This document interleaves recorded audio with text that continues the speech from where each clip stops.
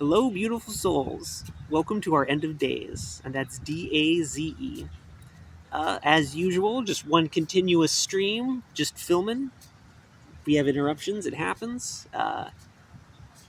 Just made a video, but I wanted to talk a little bit longer, so I'm making another video here. It's pretty windy, so it is what it is. I have a setup here, so hopefully it's a little bit better. I think it is. I did a little test run, so it was okay. Um,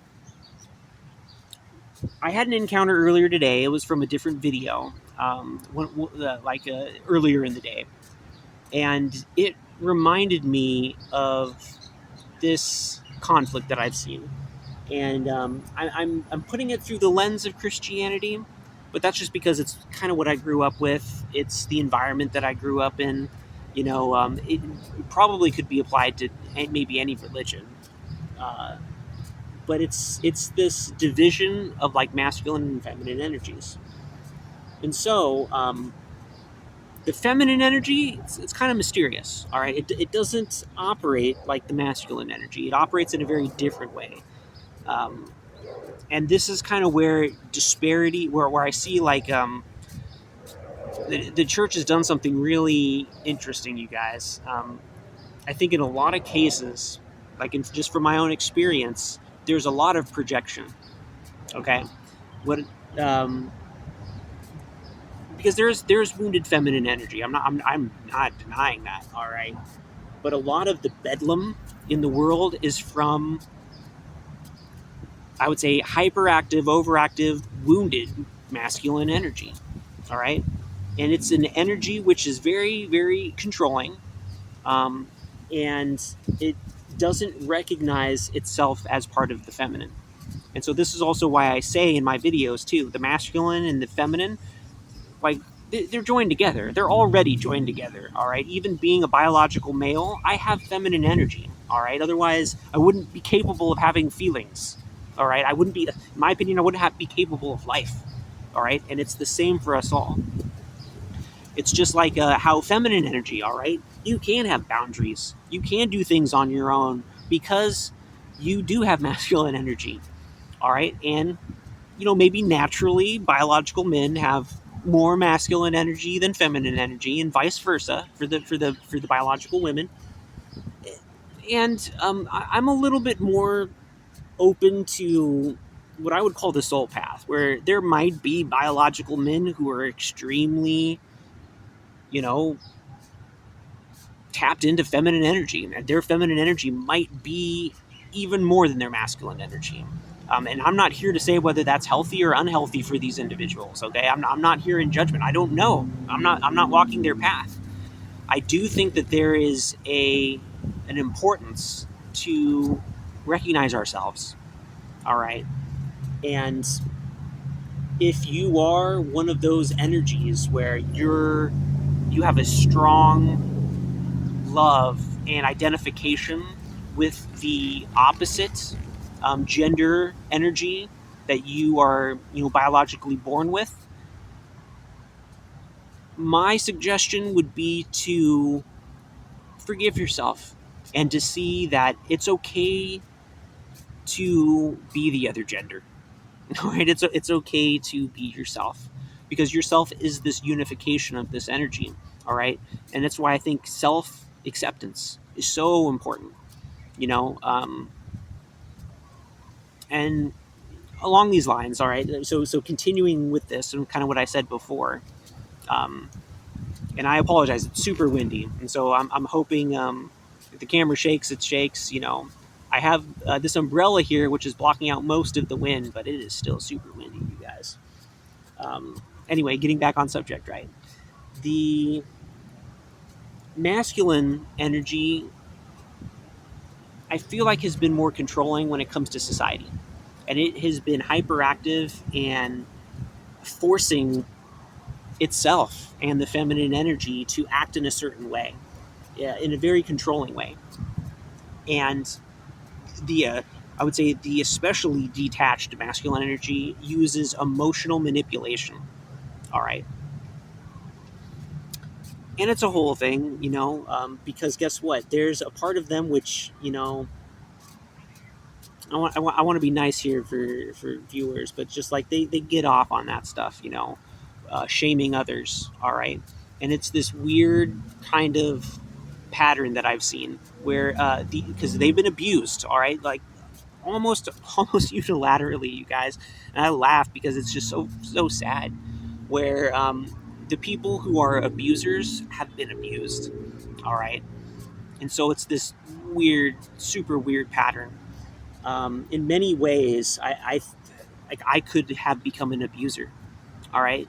However, I made an active, conscious choice that I did not want what happened to me to be propagated through me. All right.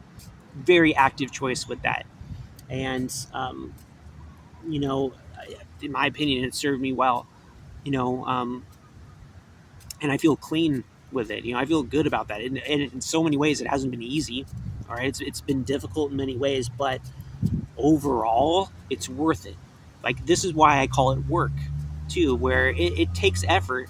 But this is you know using other terms in passages from the Bible. This is what it means when the yoke is light. It's work, but this work is so much lighter than forcing yourself to be inauthentic, to shame yourself in order to wake up to your job that you hate, to pay bills that you really don't want to, just to get the minimal amount of distractions possible so then you can force yourself to go to back to the grind. Whose life is that, man? Like I would say it's not mine. All right, it's not my life. It could be someone else's life if they want it to be, if they choose that, but I'm choosing something different. All right, now. Right? That's part of that process too. Now I'm choosing something different. And this is what I mean where it takes work. It takes healing, a healing process to unfold. And it begins with the choice to do it. All right, just the intent to do it. Even saying like I don't know how to do it. Well, just intend it and things will begin to fall into place. I guarantee it. I promise they will fall into place. But it takes that intent to heal first. Um, and so, and like I said, just want to continue to stream. If we get other people here, it happens. Um, I really wanted to talk about and comment on for this particular video that divide because I've seen a lot of shaming from both sides, I guess, if you want to say it like that. But then it's just like it's it's this shame which is projected onto this other, which doesn't exist, if you ask me. Um, and so it's the abuse that was done to these individuals. They shamed themselves, and so they shame other people who are expressing that, and sometimes freely, just like what happened to me earlier today. Um, and this comes in certain forms. All right, a lot of because and I'm just gonna say it, all right, because this is and I don't know how it's gonna come out, but it's just like this is what I see, you guys. A lot of magic, all right, a lot of what people call sorcery, is just the feminine energy being itself. Okay, like I've had a few different people basically tell me that me, like I haven't shown in this video, but like me twirling the stick around, and doing this, and I'm keeping it within the camera. But me doing that is a form of sorcery. Is a form of magic. All right. Now, on one level, it's cool, right? Sweet. I'm doing magic by enjoying life, by being present, by having this body, mind, spirit connection. I love it, right? So I guess that means hacky sack is now sorcery. All right. I guess this means dancing is now sorcery. All right. And shoot, maybe prayer now has become sorcery. All right, like where do we draw the line, you guys? Like any heartfelt expression doesn't have to be demonized. All right, doesn't have to be condemned. And I see a lot of us. All right, a lot of who we truly are and our self-expression has been condemned by this abusive pattern. All right, and I try to do my best to phrase it like nobody's really to blame. All right, the people who are probably the most hardcore abusers are the ones who have been really hardcore abused. All right, Is that an excuse? No. All right. And the best way to encounter that is to do what? What I keep saying over and over: take one's own power back. As I was saying in my previous video, so much of this is through enablement. All right. And the people, the feminine energy, especially. All right. This is what I mean by that. The feminine energy, which is feels disempowered, feels shamed, feels those things, is giving away their power. All right. Yeah, you're right. I'm worthless. Oh God, I need help. I need this. I need someone to control me, because I'm just so uncontrollable. And like, think about tone. Think that. What kind of life does that create? All right. Like, at least from my experience, from my personal experience, it doesn't create a good life, you guys. I did my best to suppress myself. All right. I did my best to truly, like, destroy any kind of resistance I had to being obedient. All right. And, maybe as a caveat here, I had to develop a new form of thinking in order to get through it. And what I realized is of this is right, just my opinion, just me putting stuff out there. That's through my own experience. Take it or leave it. Um, there only is obedience, but what am I being obedient to? Who am I being obedient to? All right, right. For you, for the people who really love Jesus, right? Who really love Jesus. What when we say that we're obedient to Jesus, what would Jesus have us do? Worship Him? Now, if Jesus was a man, all right, and was in man form, I don't get that. All right, I like strongly don't get that. If anything, he said his father, right, and I would say his mother and his father, all right, because the Bible's been changed, you guys. It's been edited. It's become super hyper masculinized, right? And what's been shamed, the feminine, all right, like Mary Magdalene. She was one of his disciples, at the very least. At the very least, you guys. And like in a previous history point, that would be blasphemous. All right, I'd be burned at the stake for saying something like that. And me even mentioning it on here has the potential to be highly misinterpreted and then ridiculed. And I'm at a point in my life, I don't care. I'm not speaking to you then. If you're ridiculing me or blasting me for voicing my own point of view, my own perspective, all right? Like, if anything, me healing this and bringing the feminine back in alignment with the masculine has healed me so much. It's given me so much power. Has given me so much peace. All right, I say the masculine and the feminine dwell within me. All right, regardless of whatever my biological starting point is. Okay, and this is what it's meant. All right, it's not to emasculate, the men. It's not to hyper masculinize the women. Okay, it's bringing things into alignment. All right, that's what was intended. That's what was meant for that. And I'm just doing my best to express that, to show that. All right, I feel like in so many ways it's been a misinterpretation, people. And people are going to interpret how they're going to interpret. And if anything, too, that's also why I'm here. Show a different interpretation, right? Because I can read scripture and it's so amazing, it's so beautiful, and then my interpretation of it is a little bit different than how the church or the pastor seems to be presenting it sometimes. And so how do I move forward, you guys? Right? Which church do I belong to when the virtues I totally get behind? Let's love each other. Let's love our brothers and sisters. Let's help each other, right? I don't want to steal from I don't want to be stolen from, and so I'm not going to steal from other people. Okay? At the same time, you know, just turning the other cheek indefinitely, giving and giving and giving and giving and giving in an enabling way where it's hurting me and it's draining me, and it's propping up abusive people and structures, entities, powers.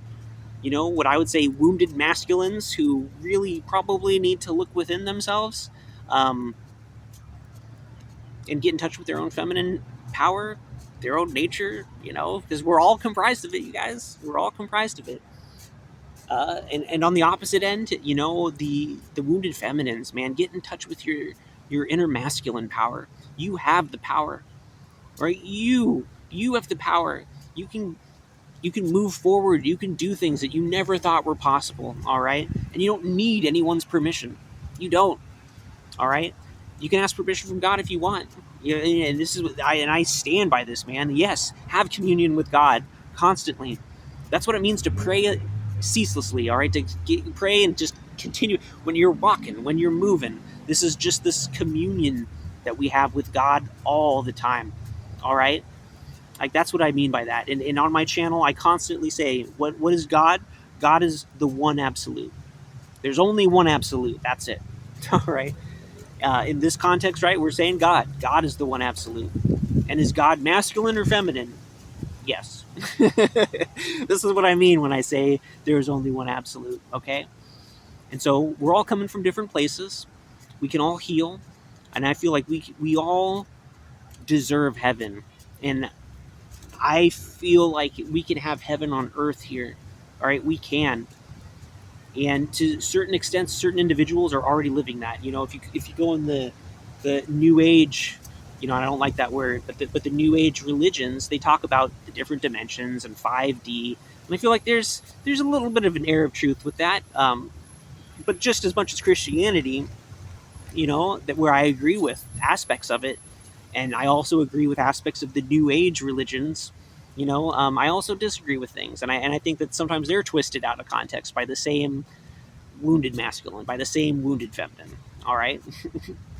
And so this is why I think it's so important to develop a personal relationship with God, so that one can take like the truly God-given, juicy source material of whatever and digest it in a way where it's nurturing and empowering and healthy. And if there's poisonous bits in there, you can pick them out. You can throw them away and be like, I don't know, this doesn't taste good. This tastes like it's going to give me diarrhea or worse.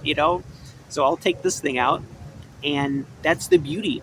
All right, this is a God-given ability and power that we all have. All right, discernment. And so we're 17, yes, almost 18 minutes. Yeah, I'll leave it at there, you guys. And so yeah, be magical. All right, be magically feminine. All right, because in a lot of ways, I,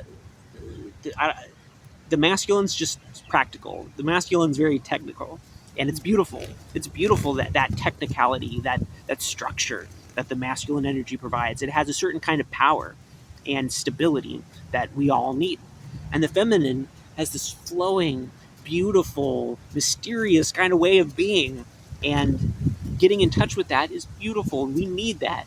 It colors life. It gives that structure meaning. All right. So yeah, that's it, you guys. Hopefully the wind was okay and it was hearable. Thanks for being on this journey with me. Is you're making me part of your journey too, just by watching this, you guys, just by hearing me. And I love you guys, or I love you. It doesn't matter if you're Christian, whatever you consider yourselves, Christian, um, hermits like me. Hopefully healing that, fingers crossed, because I do want to find a community. I keep trying different churches and places and things and groups, but so far nothing hits home yet, and so that's okay. Like I think I've had to find my own inner peace first, and to know that I can join a group and leave a group if I need to, and yeah, that balance of masculine and feminine. All right, okay, we'll leave it at there. I know I say that all the time, but yeah, God bless you guys. God bless us, everyone, right? Tiny Tim style, and I mean that, like every single one of us. And if other people want to cut themselves off from God, or that's just where they're at, they got to go through their own journey. And rather than us as the enablers, have our hearts pour out to them, hey, they need it. All right, they need it. And no love lost. I don't hate these individuals. All right. If anything, it's just like, hey, I love them, and Godspeed. Have the experience you need to bring you closer to God. But Not my monkeys, not my circus. All right, I got my own monkeys. I got my own circus going on. I'm taking care of that. Got to take care of the stuff within me first, right? And other people. Okay, okay. 20 minutes, just perfect. All right. So peace out, guys. Love you. Love's within. All right.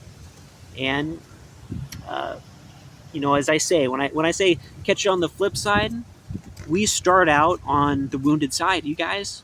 When we're born into this earth, it seems like we almost are born into what's called original sin. All right, the unflipped side, and this is why it's so important to become conscious. All right, we start out almost from a place of conditioning and unconsciousness, especially as the patterns get subjected to us through culture, through family ties, through other things, religion sometimes. Um, but we can move through those. All right, we can flip it around. Well, this is what I mean when I say that. All right. So yeah, the flip side's the good side, man. It's right side up because everything's been upside down. If you ask me, that's what I mean when I say that. All right. So peace out, love within. I'll catch you on the flip side, right? As you catch me on the flip side.